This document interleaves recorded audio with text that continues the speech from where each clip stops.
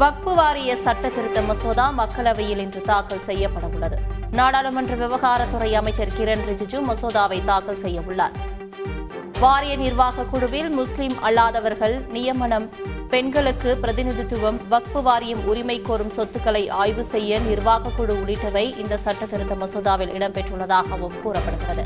எதிர்க்கட்சிகள் எதிர்ப்பு தெரிவித்தால் இந்த மசோதாவை தேர்வுக் குழுவின் பரிசீலனைக்கு அனுப்பவும் மத்திய அரசு திட்டமிட்டுள்ளது.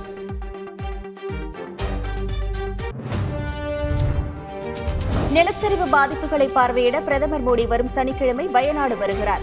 டெல்லியிலிருந்து தனி விமானம் மூலம் கண்ணூர் விமான நிலையத்திற்கு வருகை தரும் மோடி அங்கிருந்து ஹெலிகாப்டரில் வயநாட்டிற்கு செல்கிறார்.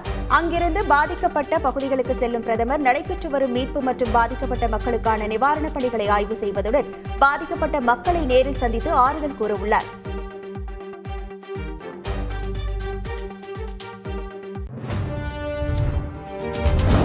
வயநாடு நிலச்சரிவில் நூற்றுக்கணக்கான வீடுகள் சேரும் சகதியுமாக காட்சியளிப்பது சோகத்தை ஏற்படுத்தியுள்ளது. பல்வேறு குடியிருப்புகளில் 2ஆம் தளம் வரை கடும் சேதத்தை சந்தித்துள்ளன. வீடுகளில் மாட்டப்பட்டிருக்கும் புகைப்படங்கள், அலமாரிகள், விலையுயர்ந்த பொருட்கள் சேற்றில் புதைந்துள்ளன. முகாம்களில் தங்கியுள்ள மக்கள் தங்களது வீடுகளை பார்க்க வந்தால் மேலும் துயரத்தில் மூழ்கும் அளவிற்கு ஒவ்வொரு வீடுகளும் காட்சியளிக்கின்றன.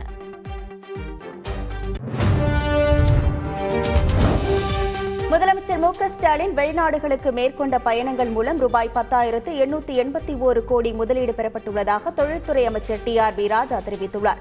இது தொடர்பாக அவர் வெளியிட்டுள்ள அறிக்கையில், எதிர்க்கட்சித் தலைவர் எடப்பாடி பழனிசாமி தமிழ்நாட்டில் அந்நிய முதலீடு குறித்து அடிப்படை ஆதாரமற்ற உள்நோக்கம் கொண்ட அறிக்கையை வெளியிட்டிருப்பதாக குற்றம் சாட்டியுள்ளார்.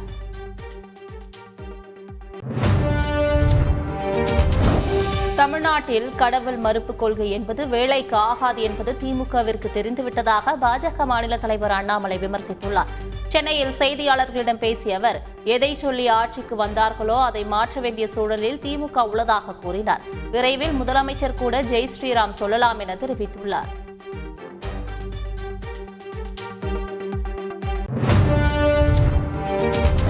ராகுல் காந்தியின் அன்பு மற்றும் அரவணைப்பு அரசியல் மூலம் மதவெறி அரசியலுக்கு முடிவு கட்ட வேண்டும் என மாநில சிறுபான்மை ஆணைய தலைவரும் காங்கிரஸ் மூத்த தலைவருமான பீட்டர் அல்போன்ஸ் தெரிவித்துள்ளார்.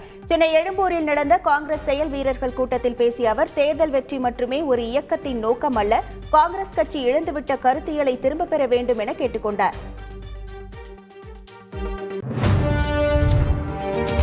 அதிமுக அவசர செயற்குழு கூட்டம் வருகின்ற 16ஆம் தேதி நடைபெறும் என அறிவிக்கப்பட்டுள்ளது.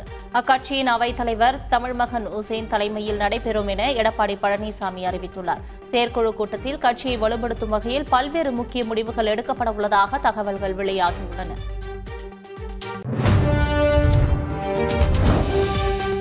ரயில் ஓட்டுநர்களின் பிரச்சினைகளுக்கு தீர்வு கிடைக்க பாடுபடுவேன் என மக்களவை எதிர்க்கட்சித் தலைவர் ராகுல் காந்தி உறுதியளித்துள்ளார்.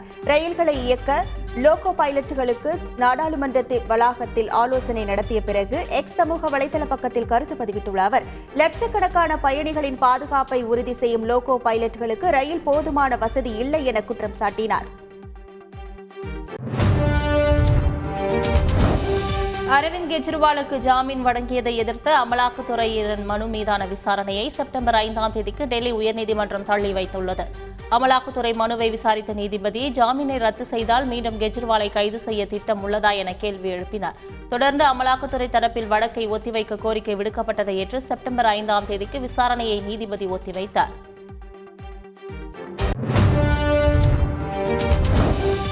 தமிழ்நாடு சாலை திட்டங்களுக்கு இந்த ஆண்டு 5000 கோடி ரூபாய் வழங்கப்படும் என மாநிலங்களவையில் மத்திய அமைச்சர் நிதின் கட்கரி உறுதியளித்துள்ளார். திமுக MP ராஜேஷ்குமார் எழுப்பிய கேள்விக்கு மாநிலங்களவையில் பதிலளித்த அவர், நெடுஞ்சாலைத்துறைக்கு நிதி வழங்குவதில் நாங்கள் எந்தவித வரையறையும் வைத்திருக்கவில்லை என்றார். 2000 கோடி அல்லது 5000 கோடி ரூபாயை கூட ஒதுக்க நாங்கள் தயாராக இருக்கிறோம் என்று நிதின் கட்கரி கூறினார்.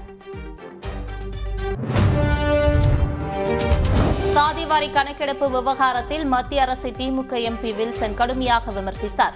மாநிலங்களவையில் பேசிய அவர், 93 ஆண்டுகளாக சாதிவாரி கணக்கெடுப்பு நடத்தாததால் பட்டியலின, பழங்குடியின மற்றும் இதர பிற்படுத்தப்பட்ட பிரிவினருக்கு நியாயமான உரிமைகள் மறுக்கப்பட்டிருப்பதாக குற்றம் சாட்டினார். இப்போதும் சாதிவாரி கணக்கெடுப்பை மேற்கொள்ளவோ அவர்களுக்கான இடஒதுக்கீட்டை உயர்த்தவோ மத்திய அரசுக்கு ஆர்வமில்லை என குற்றம் சாட்டினார். மத்திய அரசின் உள்நோக்கத்தை இது காட்டுவதாக குறிப்பிட்ட அவர், இடஒதுக்கீட்டை அடிப்பதற்காகவே கிரிம்லேயர் முறை கொண்டுவரப்பட்டிருப்பதாக தெரிவித்தார்.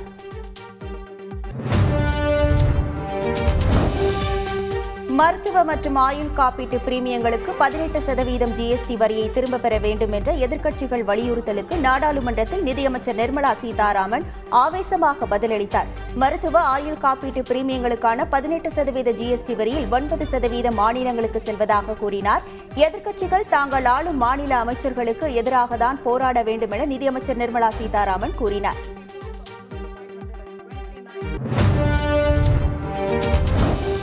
முதுகலை நீட் தேர்வு வினாத்தால் சமூக வலைதளங்களில் கசிந்ததாக வெளியான தகவல் மாணவர்களிடையே அதிர்ச்சியை ஏற்படுத்தியுள்ளது.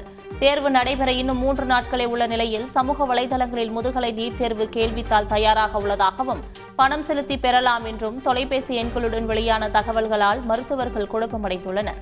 முதுகலை நீட் தேர்வு தள்ளி வைக்கப்படும் வரும் 11ஆம் தேதி நடைபெறுகிறது.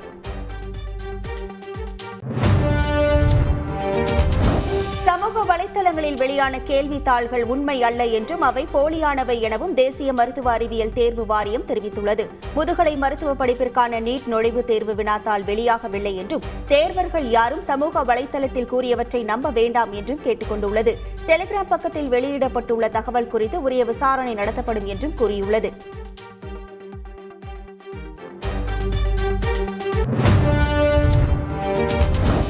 முதுநிலை நீட் தேர்வை தள்ளி வைக்க கோரி உச்சநீதிமன்றத்தில் மனு தாக்கல் செய்யப்பட்டுள்ளது.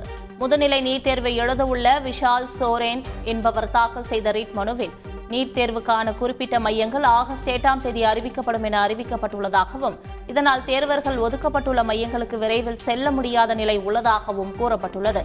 இந்த மனு விரைவில் விசாரணைக்கு உள்ளது. பொது இடங்களில் தமிழில் பதாகைகள் இருக்க வேண்டும் என்ற உத்தரவை மீறுவோருக்கு அபராத தொகை உயர்த்தப்பட்டுள்ளதாக அமைச்சர் சாமிநாதன் தெரிவித்துள்ளார். சென்னை காமராஜர் சாலையில் செய்தியாளர்களிடம் பேசிய அவர் திரைப்பட தொழிலாளர்கள் வேலை நிறுத்தம் விவகாரத்தில் பேச்சுவார்த்தை நடத்தி உரிய நடவடிக்கை எடுக்கப்படும் என உறுதியளித்தார்.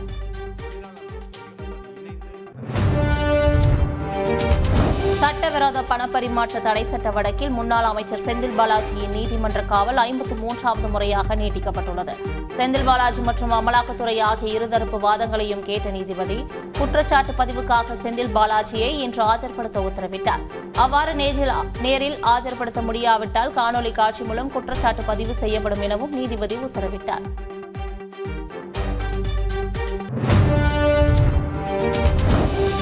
அமைச்சர் பொன்முடி மீதான செம்மண் குவாரி வழக்கில் ஓய்வு பெற்ற கிராம நிர்வாக அலுவலர்கள் பிறல் சாட்சியம் அளித்துள்ளனர். அரசு தரப்பு சாட்சிகளாக உளுந்தூர்பேட்டை முன்னாள் கிராம நிர்வாக அலுவலர் மனோகரன், திண்டிவனம் முன்னாள் கிராம நிர்வாக அலுவலர் முல்லைவேந்தன் ஆகிய இருவரும் நேரில் ஆஜராகி சாட்சியம் அளித்தனர்.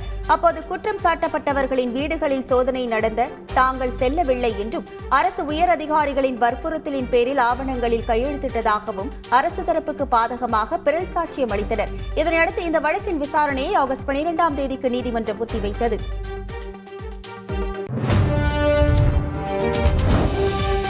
ஆம்ஸ்ட்ராங் கொலை வழக்கில் கைது செய்யப்பட்டுள்ள வழக்கறிஞர் அஸ்வத்தாமானுக்கு நீதிமன்ற காவல் விதிக்கப்பட்டுள்ளது.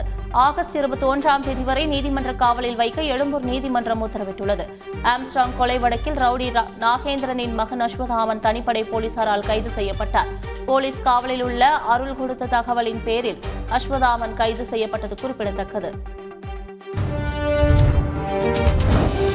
உக்ரைன் ராணுவம் மீது ஹெலிகாப்டர் தாக்குதல் நடத்தப்பட்டதாக கூறப்படும் வீடியோவை ரஷ்யா வெளியிட்டுள்ளது. குர்ஸ்க் பகுதியில் நடத்தப்பட்ட தாக்குதல் காரணமாக உக்ரைன் ராணுவம் பின்வாங்கியுள்ளதாகவும் எதிரிகளின் முன்னேற்றம் தடுத்து நிறுத்தப்பட்டதாகவும் ரஷ்ய பாதுகாப்பு அமைச்சகம் தெரிவித்துள்ளது. ஆனால் இது குறித்த எந்த தகவலையும் உக்ரைன் வெளியிடவில்லை.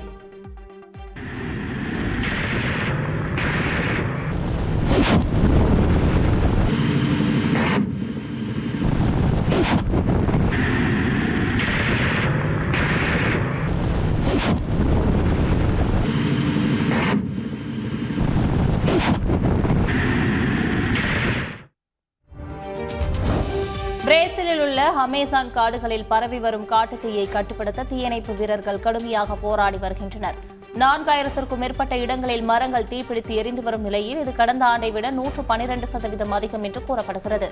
கொலம்பியா, வெனிசுலா, பொலிவியா உள்ளிட்ட நாடுகளிலும் பரவியுள்ள அமேசான் காடுகளிலும் மரங்கள் தீப்பிடித்து எரிந்து வருகின்றன.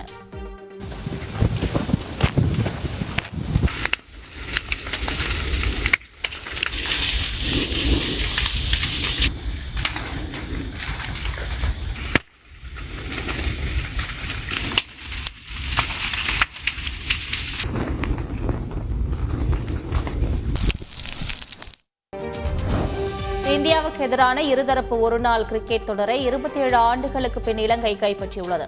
கடைசியாக கடந்த 1997ஆம் ஆண்டு நடைபெற்ற இந்தியாவுடனான இருதரப்பு ஒருநாள் கிரிக்கெட் தொடரை இலங்கை கைப்பற்றியிருந்தது. அதன் பிறகு நடைபெற்ற இருதரப்பு தொடர்களை இந்தியாவிடம் தொடர்ந்து பறிகொடுத்து வந்த இலங்கை அணி 27 ஆண்டுகளாக இருந்து வந்த களங்கத்தை துடைத்துள்ளது. MBBS மற்றும் BDS படிப்புகளுக்கு ஆன்லைன் மூலம் விண்ணப்பிக்கும் தேதி நாளை ஆகஸ்ட் 9ஆம் தேதி வரை நீட்டிக்கப்பட்டுள்ளது. இதுகுறித்து மருத்துவ கல்வி மற்றும் ஆராய்ச்சி இயக்குநரகம் வெளியிட்டுள்ள அறிவிப்பில் மாணவர்கள் பெற்றோர்களின் கோரிக்கையை ஏற்று நாளை மாலை 5 மணி வரை அவகாசம் நீட்டிக்கப்பட்டுள்ளதாக குறிப்பிட்டுள்ளது.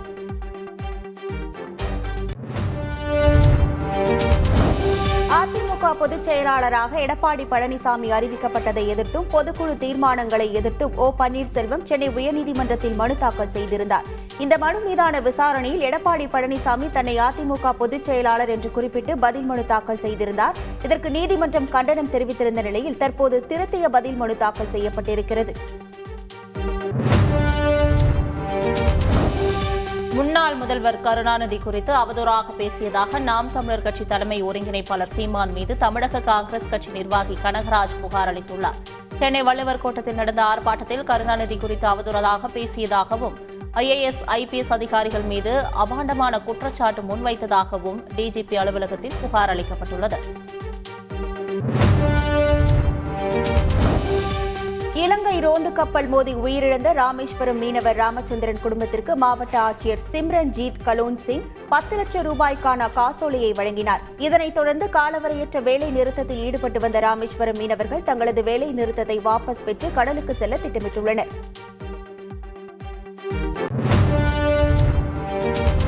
கோடியக்கரை அருகே நாகை மீனவர்கள் மீது இலங்கை கடற்கொள்ளையர்கள் தாக்குதல் நடத்திய சம்பவம் அதிர்ச்சியை ஏற்படுத்தியுள்ளது. மீனவர்களின் படகில் ஏறி கத்தி, கம்பு உள்ளிட்ட ஆயுதங்களால் தாக்கியுள்ளனர். மேலும் படகில் இருந்த GPS கருவி, 20 கிலோ மீன்கள், செல்போன், டார்ச் லைட் உள்ளிட்ட பொருட்கள் மற்றும் மீன்பிடி வலைகளை வெட்டி எடுத்துக்கொண்டு தப்பிச் சென்றனர்.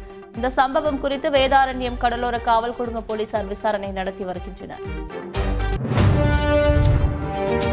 அம்பேத்கர் சட்ட பல்கலைக்கழக தேர்வு முறையை கண்டித்து மாணவர்கள் சாலையில் அமர்ந்து போராட்டத்தில் ஈடுபட்டனர். செமஸ்டர் தேர்வு முடிவுகள் மிகவும் தாமதமாக வருவதால் கடுமையாக பாதிக்கப்படுவதாகவும் கடந்த 2 ஆண்டுகளாக கோரிக்கை வைத்தும் நடவடிக்கை எடுக்கவில்லை எனவும் மாணவர்கள் குற்றம் சாட்டினர். கல்குவாரிகளுக்கு தொடர்ந்து அனுமதி கொடுத்தால் கோவை மாவட்டத்தில் நிலச்சரிவு ஏற்பட அதிக வாய்ப்பு உள்ளதாக சுற்றுச்சூழல் பாதுகாப்பு சங்க ஒருங்கிணைப்பாளர் முகிலன் தெரிவித்துள்ளார். கோவையில் செய்தியாளர்களிடம் பேசிய அவர், தமிழ்நாட்டில் 6 இடங்களில் நிலச்சரிவு ஏற்பட வாய்ப்புள்ளது என இஸ்ரோ ஏற்கனவே எச்சரிக்கை விடுத்துள்ளதாக தெரிவித்தார்.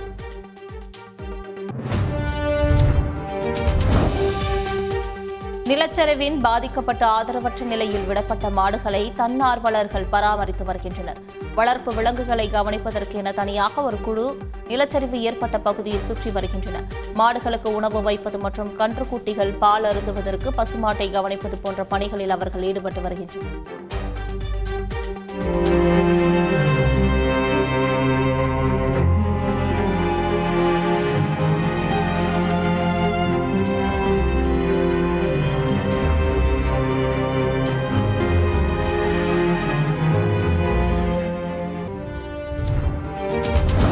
நாற்றம்பள்ளி அருகே அரசு ஆரம்ப சுகாதார நிலையத்தில் சாதியை காட்டி கர்ப்பிணிக்கு பிரசவம் பார்க்காமல் அலைக்கழித்த அதிர்ச்சி சம்பவம் நடந்துள்ளது.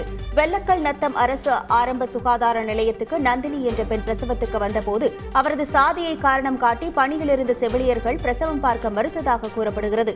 இதை அறிந்த விருந்தினர்கள் மருத்துவமனையை முற்றுகையிட்டனர்.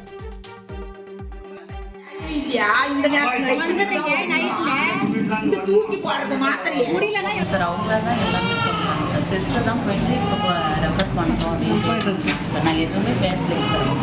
என்ன மேடம் சொன்னாங்க? மதுரை மாவட்டம் மேலூர் அருகே வேப்பிலையுடன் கறி சமைக்கும் வினோத சமத்துவ திருவிழா கொண்டாடப்பட்டது.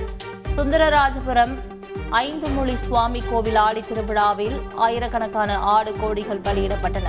தொடர்ந்து அதனுடன் மசாலா கலக்காமல் வேப்பிலையை பயன்படுத்தி சமையல் செய்யப்பட்டது. அதனை சாமிக்கு படையலிட்டு வழிபட்ட மக்கள் பிரித்து வீட்டுக்கும் கொண்டு சென்றனர். ஆட்டோக்களில் கோட் படத்தின் பிளக்ஸுகளை பொருத்தி மதுரையில் விஜய் ரசிகர்கள் ப்ரமோஷனை தொடங்கியுள்ளனர். கோட் படத்தின் ப்ரமோஷனுக்காக தமிழக வெற்றிக் கழகத்தின் பெயரை பயன்படுத்தக்கூடாது என விஜய் அறிவுறுத்தியிருந்தார். இந்த சூழலில் மதுரையில் அவரது ரசிகர்கள் விஜய் மக்கள் இயக்கம் என்ற பெயரில் ஏராளமான ஆட்டோவில் கோட் படத்தின் பேனர்களை பொருத்தி படத்தின் ப்ரமோஷனை தொடங்கியுள்ளனர்.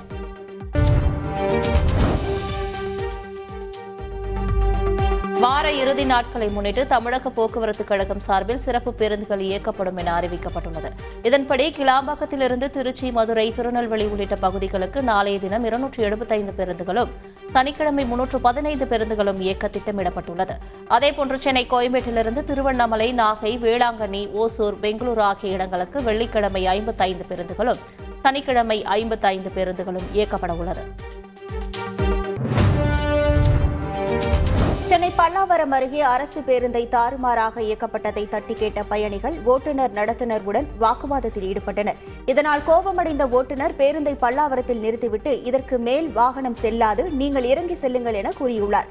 உங்களால் எதுவும் செய்ய முடியாது என கூறி பேருந்து ஓட்டுநர் பயணிகளுடன் வாக்குவாதம் செய்துள்ளார்.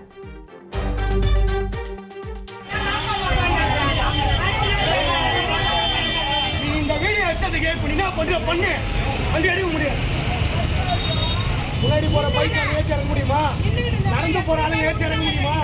முன்னாடி போற பைக் ஏற்றி இறங்க முடியுமா?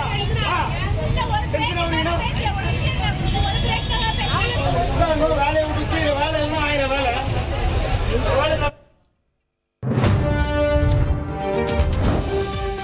நெல்லையை சேர்ந்த கிஷோர் என்ற இளைஞர் தாம்பரத்திலிருந்து செங்கல்பட்டு நோக்கி அரசு பேருந்தில் பயணித்த நிலையில் நடத்துனரிடம் 200 ரூபாய் கொடுத்து டிக்கெட் கேட்டிருக்கிறார்.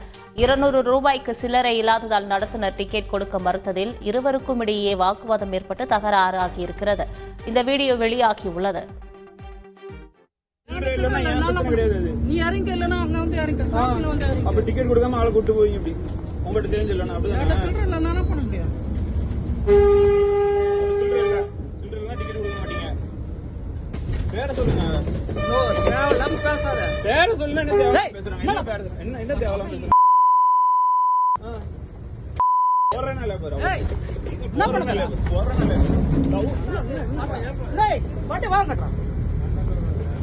டிக்கெட் கேட்டா தரேன்.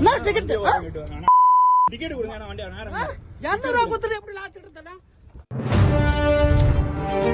கேரள மாநிலம் திருவனந்தபுரம் அருகே குடிபோதையில் மின்துறை அலுவலகம் மீது கல்வீசி அளப்பறையில் ஈடுபட்ட நபர் போலீசாருடன் வாக்குவாதத்தில் ஈடுபட்ட வீடியோ இணையத்தில் வேகமாக பரவி வருகிறது. மதுபோதையின் உச்சத்தில் இருந்த அந்த நபர் மின்வாரிய அதிகாரியின் தலையை உடைக்காமல் வரமாட்டேன் என அளப்பறையில் ஈடுபட்டார்.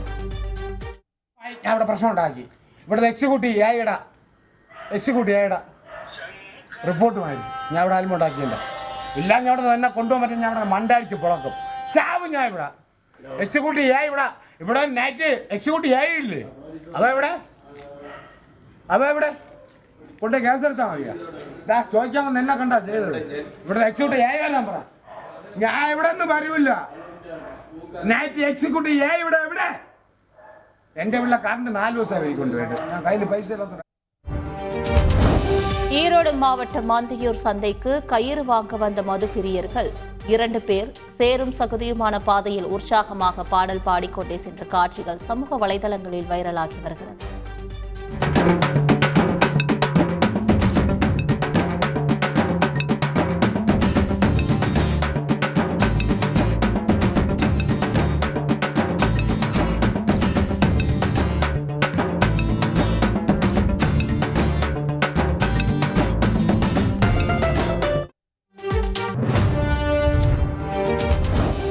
மாவட்டம் அம்பகரத்தூர் பகுதியில் வாகன தணிக்கையில் ஈடுபட்டிருந்த போது சந்தேகத்திற்கு இடமாக வந்த இருவரை மடக்கி சோதனை செய்தனர். அதில் ஒருவரிடம் தங்க நாணயம் இருந்ததால் இருவரையும் காவல் நிலையம் அழைத்து சென்று விசாரித்ததில் மூதாட்டியை தாக்கி நகையை கொள்ளையடித்ததாக தெரிவித்தனர். 19 முதல் 21 வயது வரை உள்ள இளைஞர்கள் மூதாட்டியை கட்டி வைத்து தாக்கி நகைகளை கொள்ளையடித்தது தெரியவந்தது. இதனையடுத்து 17 வயது சிறுவன் உட்பட 7 பேரை கைது செய்த போலீசார் தாலி செயின் உட்பட 32 சவரன் நகையை மீட்டனர்.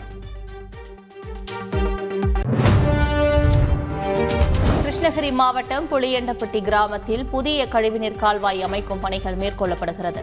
இந்நிலையில் அக்கிராமத்தை சேர்ந்த சிலர் கால்வாயை ஆக்கிரமித்து வீடுகள் கட்டியிருப்பதாக புகார் அளிக்கப்பட்டது. அதன் பேரில் ஆக்கிரமிப்பு குறித்து அளவிடுவதற்காக அதிகாரிகள் குழுவினர் சென்றனர். அப்பொழுது அருகே சென்ற பெண் அதிகாரிகளை தடுத்து தற்கொலை செய்து கொள்ளப் போவதாக மிரட்டல் விடுத்தார். இதனால் பணிகளை மேற்கொள்ள முடியாமல் அதிகாரிகள் திரும்பிச் சென்றனர்.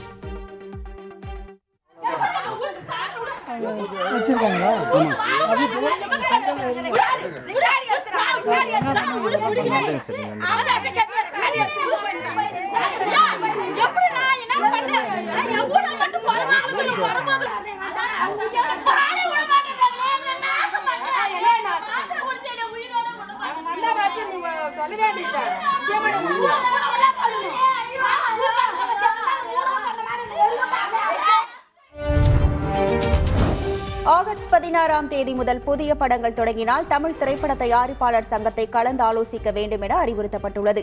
ஏற்கனவே படப்பிடிப்பில் உள்ள நிறுவனங்கள் மீதமுள்ள படப்பிடிப்பு நாட்கள் குறித்த விவரங்களை கடிதம் மூலம் தெரியப்படுத்த வேண்டும் எனவும், தற்போது நடைபெறும் படப்பிடிப்புகளுக்கான பரிந்துரை கடிதத்தை பெற்று பணிகளை தொடர வேண்டும் எனவும் அந்த அறிக்கையில் கூறப்பட்டுள்ளது.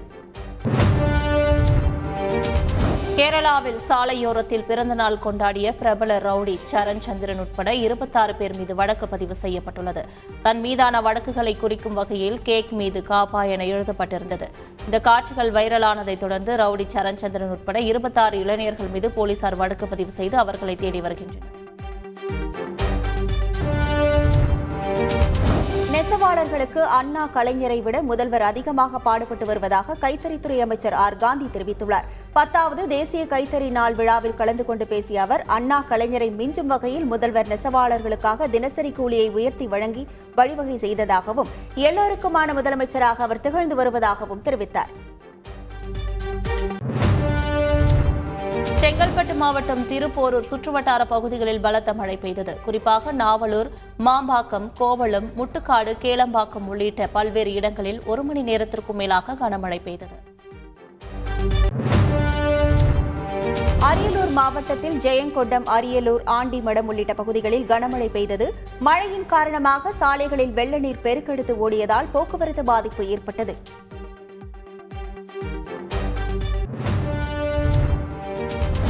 சேலத்தில் 50 லட்சம் ரூபாயுடன் மாயமான கல்லூரி ஊழியர் கைது செய்யப்பட்டுள்ளார். கல்லூரி முதல்வர் கொடுத்த புகாரின் அடிப்படையில் வழக்கு பதிவு செய்து விசாரணை மேற்கொண்ட போலீசார் தலைமறைவாக இருந்த பார்த்தசாரதியை கைது செய்து பணத்தை மீட்டனர். நெல்லை மாவட்டம் திசையன்விளை அற்புத விநாயகர் கோவிலில் கண் திறந்து அருள் பாலித்த மூகாம்பிகை அம்மனை பக்தர்கள் நீண்ட வரிசையில் நின்று தரிசித்து சென்றனர். நீண்ட வரிசையில் காத்து நின்று தரிசனம் செய்த பொதுமக்கள் அம்மனின் கண் திறந்த கோலத்தை கண் சிமிட்டாமல் பார்த்து சென்றனர்.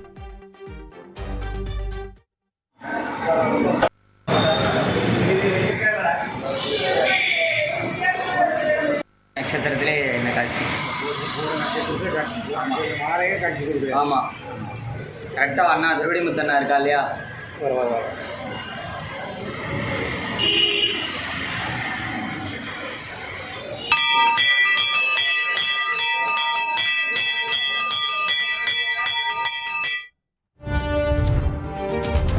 சிவகங்கை மாவட்டம் மதகுப்பட்டி கிராமம் சார் பதிவாளர் அலுவலகத்தில் லஞ்ச ஒழிப்புத்துறை போலீசார் திடீர் சோதனை மேற்கொண்டனர். சோதனையில் கணக்கில் வராத ரூபாய் 72,000 பணத்தை சார் பதிவாளர் முத்துராஜனிடம் போலீசார் பறிமுதல் செய்தனர். பணம் குறித்து போலீசார் விசாரணை மேற்கொண்டு வருகின்றனர். திருப்பூர் ஊரக வளர்ச்சித்துறை உதவி செயற்பொறியாளர் அலுவலகத்தில் லஞ்ச ஒழிப்புத்துறை போலீசார் புகார்களின் அடிப்படையில் சோதனை செய்தனர். சோதனையில் உதவி செயற்பொறியாளரிடம் இருந்து ரூபாய் 86,000, உதவி பொறியாளரிடம் இருந்து ரூபாய் 16,300 என மொத்தம் 1,02,300 ரூபாய் கணக்கில் வராத பணத்தை பறிமுதல் செய்தனர். பறிமுதல் செய்யப்பட்ட பணம் குறித்து போலீசார் அதிகாரிகளிடம் விசாரணை மேற்கொண்டு வருகின்றனர். தகவல் அறியும் உரிமை சட்டத்தில் விண்ணப்பித்த வழக்கறிஞரை ஏளனமாக பேசி கொலை மிரட்டல் விடுக்கும் தீயணைப்புத்துறை அதிகாரியின் ஆடியோ வைரலாகி வருகிறது. சிவகங்கை செந்தமிழ் நகரை சேர்ந்த வழக்கறிஞர் சரவணன் என்பவர் NOC சான்றிதழ் வேண்டி தீயணைப்பு நிலையத்தில் விண்ணப்பித்திருந்தார். ஆனால் அவரிடம் 5,000 லஞ்சம் கேட்டதும் ஆபாச வார்த்தைகளால் திட்டி கொலை மிரட்டல் விடுத்துள்ளார். விருதுநகர் மாவட்டம் காரியாபட்டியில் இருசக்கர வாகனங்கள் விற்பனை கடையில் பயங்கர தீ விபத்து ஏற்பட்டது. சுமார் 30க்கும் மேற்பட்ட இருசக்கர வாகனங்கள் முற்றிலும் எரிந்து சேதமாகியுள்ளது. மேலும் கடையில் இருந்த ஆவணங்கள் மற்றும் 2 லட்சம் ரூபாய் ரொக்கப்பணம் தீயில் எரிந்து கருகின.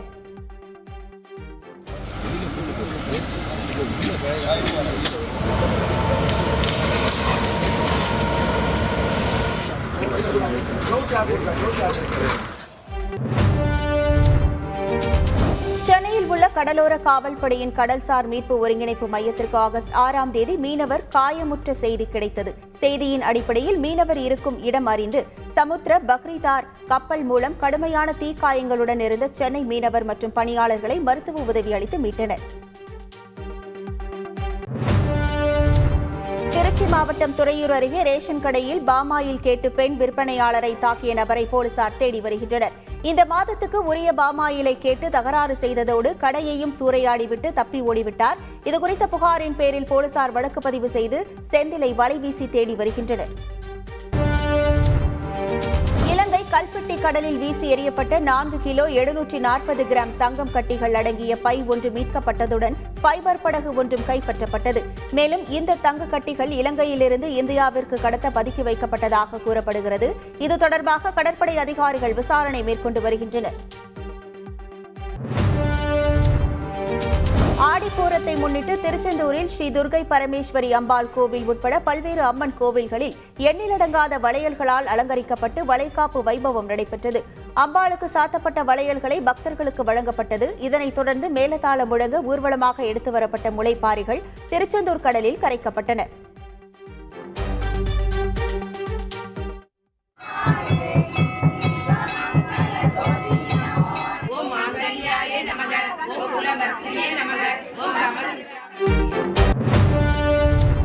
தற்போது பேரிப்பழம் சீசன் தொடங்கியுள்ளதால் ஊட்டி அருகே உள்ள ஓனிக்கண்டி கிராமத்தில் உள்ள பேரிப்பழம் மரங்களில் கொத்து கொத்தாக பேரிப்பழம் காய்த்து குலுங்குகிறது. இந்த நிலையில் இந்த பழங்களை ருசி பார்க்க அருகே உள்ள வனப்பகுதியிலிருந்து கரடிகள் மற்றும் குரங்குகள் பழத்தோட்டத்திற்குள் அடிக்கடி உலா வருவதால் அருகே உள்ள கிராம மக்கள் அச்சமடைந்துள்ளனர்.